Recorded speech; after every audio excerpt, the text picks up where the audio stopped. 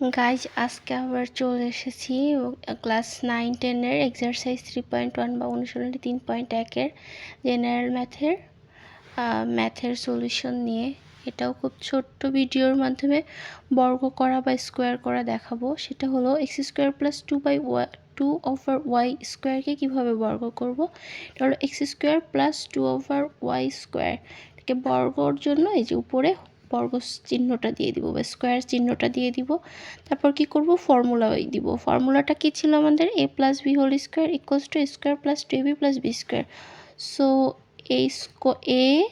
a মানে এখানে x² a² + 2 * a মানে কি x² * b মানে কি, b মানে হলো 2/y² প্লাস b² মানে এখানে 2/y² মানে b স্কোয়ার। তাহলে a² + 2ab মানে 2/y² পুরাটা প্লাস b² মানে 2/y² মানে b তার উপর স্কোয়ার।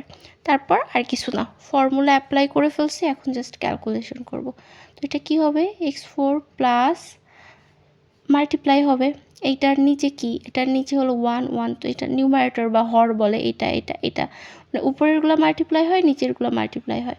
তো উপরেরগুলো মাল্টিপ্লাই করলে হবে 2 × 2 = 4 x² / y² প্লাস এটা কি হবে, নিউমারেটর বা হরকেও স্কোয়ার করব, আবার ডিনোমিনেটর বা নিউমারেটর মানে নিউমারেটর বা লবকেও স্কোয়ার করব, আর ডিনোমিনেটর বা হরকেও স্কোয়ার করব।